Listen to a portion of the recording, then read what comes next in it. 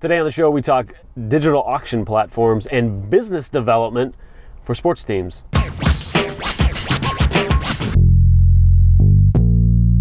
How's it going, everybody? Jason Croft here, the Credibility Craftsman, and today I'm so excited to bring you Jonathan Hufnagel to the show. He is the founder of Dash, and it is a really smart digital auction platform for sports teams.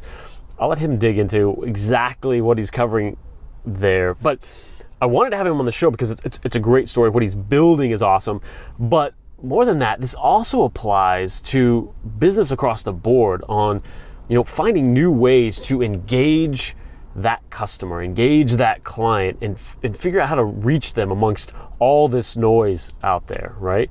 And it's just a fascinating journey that he's been on, and some amazing success in helping these teams really dig through and get the most out of that fan engagement. So let's jump in with Jonathan Hufnagel. How's it going, everybody? Jonathan Hufnagel on the show today. Hey, guys.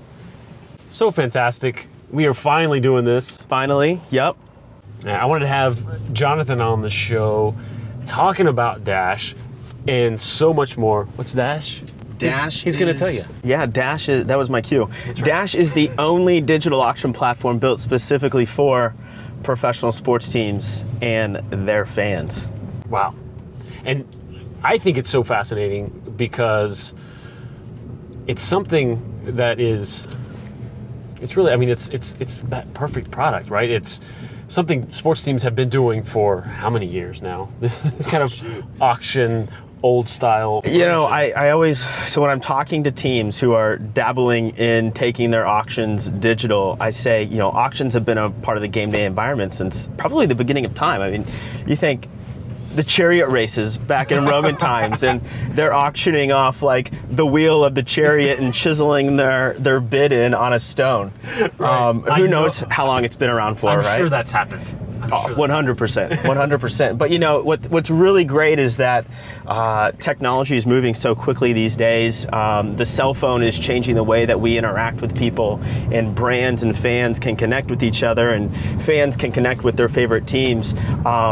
It's really only been until recently that we've been able to digitize the auction experience, really because of two reasons. Number one, cell phones have been powerful enough to deliver a great auction experience to fans while they're in the venue or on a business trip halfway across the country. And the second is that cell phone networks are now powerful enough to deliver that type of experience in a venue. To thousands of people at once in a venue. At least, yeah. I mean, there is a reason that AT&T spends so much money to put their name on the Cowboys Stadium. And they've got drones flying above the stadium, connecting people so that they can send out Instagram content, Snapchat. Think about the amount of people who go to the game just to take a selfie. How many people today will go hike 10 miles to take a selfie, right? Right. It's all about here and now, sharing what you're doing, and connecting with people on such a broader level these days. There's never been a better time to, because everyone wants it now. Like there was that ramp up time to where, you go to these venues and they're fighting that, right? Yeah. Don't use your phone. Absolutely. Don't have this. And now AT&T owns the stadium. I would never say that, Jerry. Now they're, plastered across the stadium, and please, let's facilitate this. Let's get more of this. Yes, for sure. And so, even for people who don't know, walk back even what is that auction site? What is just a typical auction? What's happening with the sports teams? Yeah, so I guess the best way to answer that is to kind of back up from the very beginning, from where this all kind of started. I started my sports career back in 2010 with FC Dallas, Major League Soccer, selling tickets as most people do who get into sports. Spent 3 years there, but it was there that I kind of had my aha moment. My aha moment was that I had noted the struggles that our team's charitable foundation director had with the silent auction she was hosting during our games. Melissa would set up a pen and paper table chair auction on our concourse.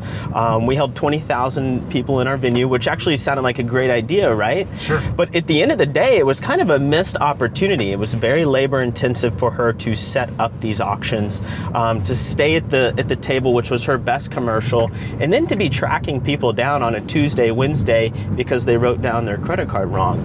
Oh. And for fans at the same time, they weren't there for an auction, they were there for the game. I mean, right. You want to see, especially in soccer, that one goal that it might be, right. You may miss it to see if your name is at the top of a piece of paper. So I'm thinking to myself, as smart as smartphones are, this is back in 2012, 2013, let's just digitize this whole process. Let's make it very easy for a team to be able to take a picture of an item of memorabilia, or host some type of game day experience and then share that through all their marketing channels to their fan base. And for fans, regardless of if they're experiencing the game on their couch or in the venue, to be able to connect and bid on these items that may go up for auction. The great thing is that most of the items that are up for auction are hosted by the charitable foundations of these teams. Mm-hmm. And yeah, so it's not an expense for the team even, and all. It can be a small expense, but for the most part, it's inventory that they already have that's existing. Yeah. But it seems like such an obvious idea too, right? It really does. And it seems like even if it's not obvious, that it's easy to execute. Like, oh, well, yeah, let's just do that. Yeah, certainly. I mean, people ask me all the time, they're like, well, what happens when Google does this? And I say, well, hopefully they're knocking on our door first to say, hey, will you do this for us? Right. Because it's not that simple. That's part of the answer. It's part of the answer, right? I think where a lot of people go wrong with what we're doing here is that we took this idea from idea to revenue generating in about 60 days. Wow. And what we learned pretty quickly is that digitizing the auctions was super easy, making it easy for a team to take a picture of an item and share that with their marketing channels and broaden their audience, super obvious. Okay. Obviously, we learned it was pretty convenient for fans to be able to bid on these items directly from the phones and get more bids, right. and get more users bidding on these items. But what we learned about 2 months into it is that auctions were actually a really good way to get into the palm of fans' hands, to get them to do what we want to do, which is to have a great time and spend a little money while they're doing it. Right. And this is so much bigger than the auction, not just in the execution of it going beyond pen and paper, but actually what you can get fans to do. Absolutely. And so a lot of what we try to teach to the teams that are going digital is that it's not about the item or the game day experience that you're offering. It's actually the experience of being in the auction that makes all the difference. I mean, you think about it, auctions, they're fun, they're competitive, shoot, they're damn near emotional for a lot of people. Sure. And that's exactly what's taking place on the field of play. And then you combine. And then we combine what's going on with the auction with what's going on in front of the fans and take that competition and emotion and competitiveness and put it in their hands so that they can kind of battle it out. We kind of build a story around what's the purpose of the auction, like why are we hosting an auction, what's the money going to, and draw out that fun and competitive nature for the fans to keep them engaged throughout the entire auction. We've had a couple auctions where, we've had fans bid 48 times on a jersey and not win. Wow. Isn't that amazing? Yeah. We've had some auctions that would yield, 25,000 digital impressions in a 4-hour time frame. That's beautiful. And so as we're growing, as we're growing our business, what we're learning is that we're solving quite a few problems with teams, which is, they need to digitize their auction, right? But they need to, at the same time, find ways to interact with fans while they're in the venue and already consuming what's going on their cell phone. Yeah. And so there's this idea of the whole secondary experience and what that will look like for fans in the next 5, 10, 15 years. And that's what you're really facilitating. And that's what we're really facilitating. We're taking that old school style of auction, digitizing it, and making it part of the game day experience. That's so great. And something I learned from you that I hadn't even thought about as we were talking through the whole platform was now, unlike the pen and paper style auction as well, now you can reach that all those fans who were there ready to buy, because it's not like they're entering a contest to win. They're buying this in an auction. And now, even for all those folks who didn't win that item, hey, how about this item, this item, this item? Because they're already mentally ready to spend. Yeah, for sure. So a little bit of secret sauce that you're sharing, and super happy to share it with you because I share it with all of our teams. It just is that light bulb moment with everyone. So what I tell everyone is, you know, auctions are super basic, but there's a couple things that people totally miss out on when they're hosting these auctions. And I tell teams, whether it's a 7-hour auction that you're hosting or if it's a 7-week auction that you're hosting, that last 30 minutes are the most impressionable, they're the most engaging moments for fans. Yeah. So let's say that your auction ends at 9:05 on a Saturday night, which is probably right around the 8th inning. At 9:05, no one cares. They know if they've won, they know if they've lost, or if you're just tuning into the auction, you know what your favorite player's jersey finally went for. Mm-hmm. But at 9:05, everybody's tuned out. And when everybody's engaging the auction, what can we do to extend that attention that fans are giving us for another hour or 2 hours? And so there's this idea of a secondary offer. So a lot of times these auctions will be jersey auctions, player off their backs, and you may bid on your favorite player, let's say Jamie Benn of the Dallas Stars. You may lose, but in the moments that that auction closes, you may get a secondary offer that says, hey, thanks so much for participating in the auction. We know that you didn't win Jamie Benn's game-worn jersey tonight, but we've got this secondary jersey for you. It's not game-worn. We'll get it signed. And you know what, Mr. Fan? We'll even throw 4 tickets in there for your next home game. How does that sound? It's only $700. Right. I'm going to take you up on it. Brilliant. I'm going to take you up on it. I love that. So what's great about these auctions, yeah, it's every bid place is someone indicating they want to buy something from you, and we need to capitalize on that. So you know, to get back to that point of, you know, our secret sauce and the secondary offer. Right. You know, anyone, I tell teams, whether you're using Dash or you're using a different platform, really doesn't matter. The thing that matters is, like, people are telling you, you know, here's another way of thinking about things. Mm-hmm. You can still offer a secondary offer with Dash or another platform, but it's the attention that fans are giving you that you really need to pay attention to. Right. To leverage. What's interesting about Dash, you know, some of the challenges that we face is we've been doing things for so long, it's helping teams realize those aha moments, that light bulb moment that's just right in front of them, right? Like, just to think about Dash in auctions as a fan engagement tool or fan experience platform where fans are actually paying you to give you their contact info as opposed to avoiding your sales table, right? Which is what we're all conditioned to do. Exactly. Right? I walk past those things, whatever that booth is, whether it's an auction or something else, right?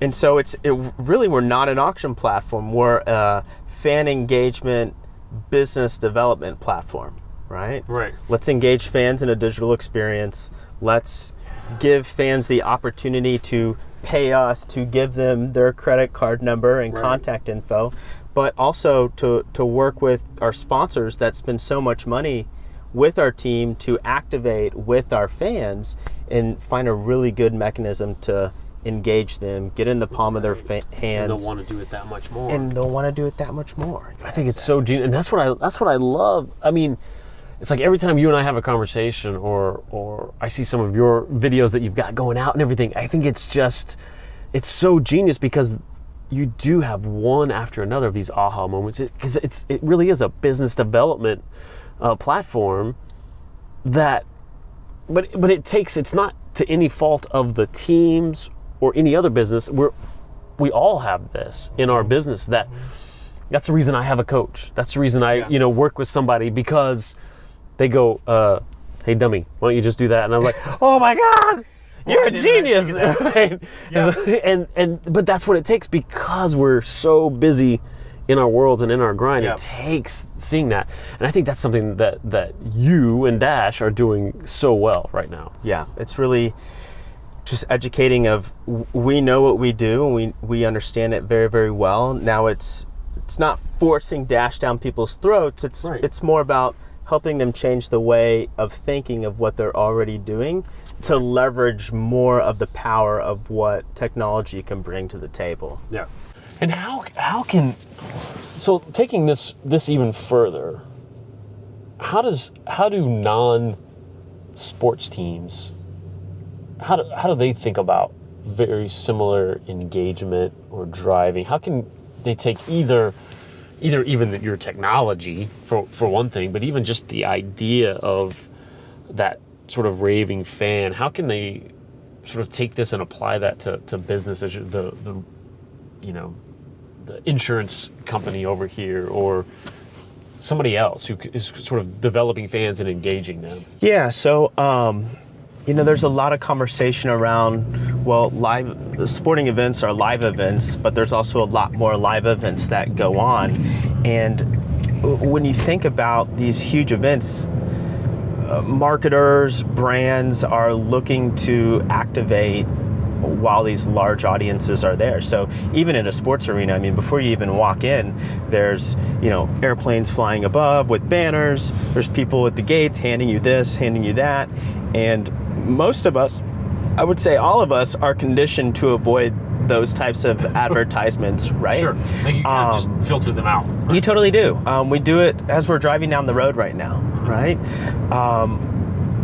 But there is an opportunity for fans. Let's say if you're attending your favorite artist, right? For a brand to associate themselves, let's call it a guitar brand, and let's say it's the Stone Temple Pilots, right? They're playing a gig. Now you've got a guitar that's being played on the stage. You've got Guitar Warehouse, I'm just making this up as we go, sure, associating themselves with that concert, that guitar, that artist, yep, and we're using these auctions to tell a great story. So what we could do is, use the auction to get into the palm of fans' hands, let that auction go on, but for fans who may have bid or have viewed items, let's say 15 or more times that evening for that concert, may get a special message that says, at the end of the concert, meet us at the top of section 102. You're going to meet the lead singer for, the group tonight, or the band. And then while you're there, maybe there's some other special stuff that goes on. Maybe there's a Guitar Warehouse representative who's talking to the people in line, saying, well, how often do you play? Where do you get your guitars from? Have you thought about this? Have you thought about that? And that's an opportunity to use technology, as I like to use this quote from Gary Vaynerchuk, is the gateway drug to a more impressionable one-on-one interaction with two humans. That online to get you offline and have that interaction. I love it. Absolutely. I think brands are looking for more and more ways to get through all the clutter that goes on just in our day-to-day lives. And it all stems from the cell phone. And people are constantly on their phones. Yeah, and I think I think that mindset of getting to where people are already gathered, I think it's so genius, because that's those times when people are hyper focused and that can go to convention, that can go to the concert, absolutely, like you mentioned, it can go to all these things, because now you've got the intent. So now what do you do with that intent? And these are new ways to filter that. Yeah, I agree. I think there'll be a lot more emphasis on real-time data too at these events. A lot of sifting through data, a 49ers game or a Dallas Cowboys game or a concert, and understanding what fans are doing while they're there. A lot of that happens maybe even a week plus after the event. It's using the data that you're getting in real time and having an actionable plan to send these types of fans this way or these types of fans this way in the moment while they're experiencing whatever it is that they're experiencing, to have a more tailored engagement and experience with whatever brand may be hosting that concert, may be associated with that sporting event at that time. And it'll be cool to see where it all goes in the next 5-10 years. I think a lot of brands are still trying to figure all that out. For sure. There's a lot of brands who spend a ton of money on Facebook, and they just know they got to do it, right? And it's just the place to be. Right. And we're seeing these transitions from, multi-million dollar ad spends from Super Bowl ads and ads on The Bachelor to now more tailored, targeted in the moment type ads of what goes on in people's cell phone while they're engaged with The Bachelor, right? Right, exactly. That are much more trackable, much more affordable, and then more effective at the end of the day. I'm interested too. Like, so you mentioned we made a big leap here a little bit. You went from seeing this, working for FC Dallas, like, here's what should happen. What was that next step to making that happen and saying, like, I can solve this, I can do this? Yeah, so great story that came along with it. When I left FC Dallas, I actually started a financial planning practice with New York Life, kind of another entrepreneurial endeavor, right? While I was there, I had this idea of digitizing the silent auctions that took place at professional sporting events. Thought I had some guys who could help me code a platform that teams would be excited about putting in the palm of fans' hands. Turned out that wasn't the case. That's okay. But for about the next 18 months, I was building up the financial planning practice, but going around to different networking events around town looking for people who could code in a way that teams would be excited to put an auction platform in front of their fans. And I got on an elevator one day and struck up a conversation. I didn't even know who this guy was, but it turned out we had a mutual friend. His name was Jason Osborne. And I shared my idea and I said, do you know anyone who could do this? And he said, well, yeah, we can. And it turns out that Jason built the digital products for big brands like NBC, Universal, WWE, Nat Geo, BET, TNT, TBS. I mean, the list goes down. It was one of those. It was one of those days where you're like, if I'm really going to do this, it's time to really do this, or I will forever remember this day as the time that I passed up on a phenomenal opportunity. And it totally worked out. And so that was about 2.5 years ago. Brought a product to market April 2016 on both Android and iOS.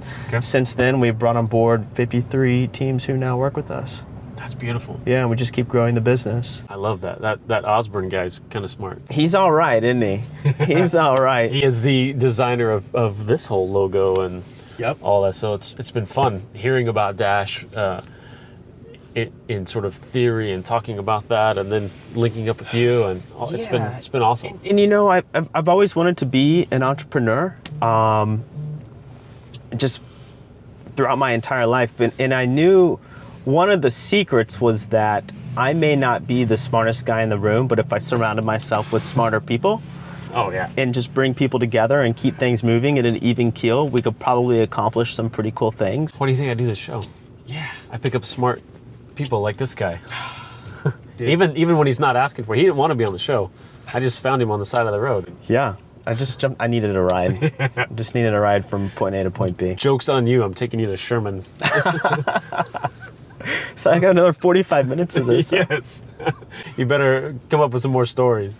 Well, I got plenty. Yeah, we've got some pretty neat ones. Actually, I do want, what are some success stories of the platform at a game in that moment that's just been an amazing win for everybody? So besides the lady who placed 48 bids and still didn't win? Yes. We've had some pretty cool stuff happen so far. We actually almost got acquired last summer. Ended up walking away from the business, from that opportunity. Thought I could double down and build a bigger business with guys like Jason and the rest of the core team. And a month and a half later, the guys who were trying to acquire us come back and say, hey, our business is up for sale. We've walked away, but we want to come work for Dash now. So that's happened in the past 3 months or so. With Phil, with Phil came along the former director of the LA Lakers Foundation, who had done that for 9 years, who really understands the pain points and the needs of professional sports teams. And his name's Jason too. Go figure. There's lots of smart Jasons around us. There's something going on. But Jason's really found a passion in fan engagement and second screen experiences at games. So he's just been another invaluable person that we've added to the Dash team. That's amazing. Just trying to think of some other. I think the success story of going from 0 teams to 53 teams is pretty cool.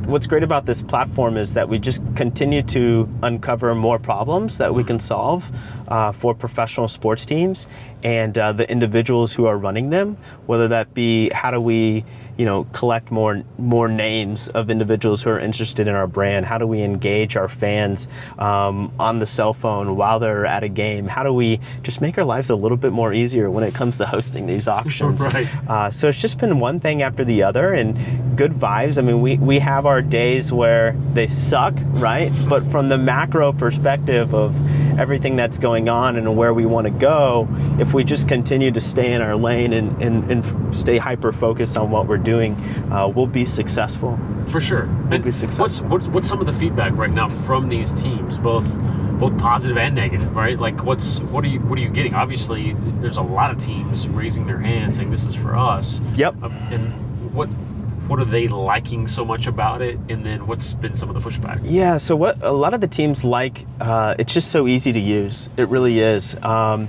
of the pushback that we've got is, change is difficult. Whether you're changing from a pen and paper auction to a digital auction to getting a different kind of car, right? Moving from like Honda to Toyota can be difficult for people. And when you make those types of changes from an old school style of doing things at a sporting event to a kind of a newer school way of doing it, it's just pain points, right? Pain points. Fans can ride you hard. And so, I think most of the pain points is that, a lot of our bidders are older and they don't have cell phones, which I don't, maybe there's like 2 or 3%. Right, there's 3. But I'm telling you, if they've got money to spend $1,800 on a jersey, they sure as heck have an iPhone X, right, or an iPhone 8, or even an iPhone 6, right, and they're sending emails, or even a jitterbug. They may have a jitterbug. Maybe they can call it in. I don't know. So I think that's been the biggest thing. And as we have conversations with teams who say, well, our fans are just older, they don't have cell phones, it's just one of those, okay, I've got it. Yeah.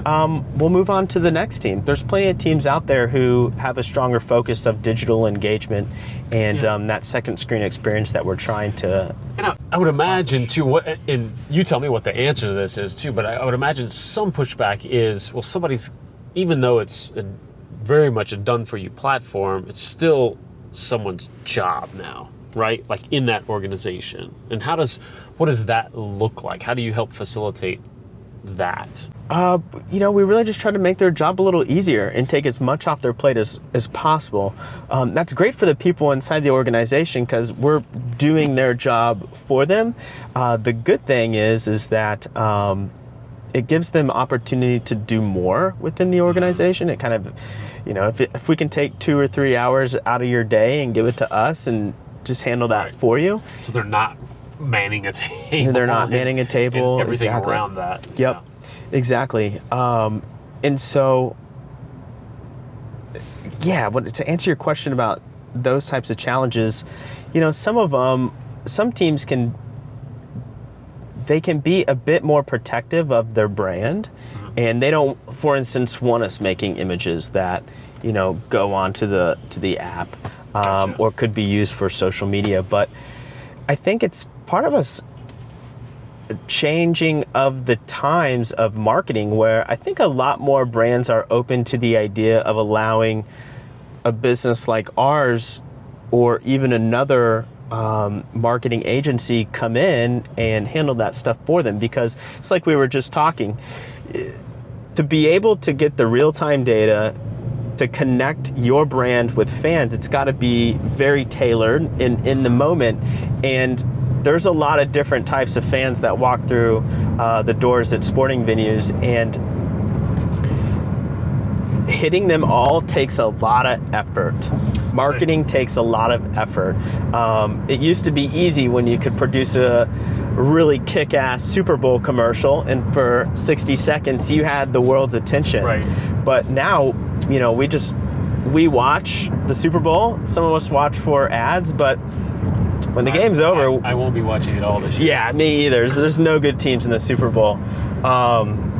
Maybe one day Cowboys will be back to glory. Yes. But it just takes so much more effort. So I think a lot of teams and people who use marketing and advertising agencies will start to allow those things to happen, where someone else is kind of working on a small part of their brand and pushing that out there, because there's just so much to do to drive traction and to break through all the noise that consumers have coming through their phones or driving down the road. Yeah, and they know so many of the teams are certainly smart enough to know they need something, and most don't have. I mean, most businesses across the board don't have that single answer yet. They know it revolves, like you mentioned, around Facebook, around digital marketing in general, but they don't have that solution. And when you can have something that's a done for you platform, it's enough to go, well, let's give this a shot and see. And when you have something like Dash producing real-time data and all these things, that it's not this pie in the sky, we're building awareness, kind of, it's actually measurable, actionable stuff. Yep, and it's really not as big of a lift as a lot of people would think. It's not like everybody's walking into the arena with like virtual reality headsets on, and everyone's got to now have a virtual reality headset, this, that, and the other. Right. All we're doing is just taking that old school way and bringing it into 2018. Oh yeah. And how is that? What's that messaging around, like, getting that, like, once a team has signed up, they want to get their fans on this platform. What does that messaging look like in order to, fans to download the app and things like that? Yeah, it's super easy. What we're doing now is a lot of teams are actually taking our auctions and placing them inside their app. So a lot of that just kind of happens organically. But most of it's done through social media, in-game posting as well. Gotcha. So that's awesome. It's pretty easy. So how can people find out more about Dash and how to get in touch with you and stalk you on the internet? Yeah, you can probably find me tagged in this post on LinkedIn or YouTube. Yes. You can go to our website, dashapp.io. Okay. And that's probably the easiest way to do it. Perfect. Fantastic. Thanks so much for being on, man. Yeah, thanks for having me. So thanks so much for watching. I'm stoked that Jonathan was on the show today, and really sharing his story and sharing that platform, because again, what he's offering is so much broader than just some technology, right? It's really business development for these teams, and I think it's just fantastic. So make sure you do reach out, dashapp.io, and stalk Jonathan, harass him on the internet. He loves it. If you like episodes like this, make sure you subscribe here on YouTube, and if you're listening on iTunes, please leave us a review over there. It helps us get found in the whole ecosystem, and subscribe there as well, and we'll see you on the next one. It's Saturday night. It was Saturday night and I'm feeling kinda silly. Winter coat on cause the air was chilly, but I'ma make my way out to the record spot. Gotta find some new breaks for the beats to rock. I gotta come with the flavor like some lifesavers. On now and laters, Dr. Beat Maker. If I'm a player, it's like your tape deck. And if you miss the gig, then take a rain check. Stacks of wax piled high to the ceiling, need a U-Haul truck if I would think about stealing. But it's not my steed, so I commence with the digging, no kidding. Something that'll keep the beats hitting what I'm getting. So much to choose from, bro.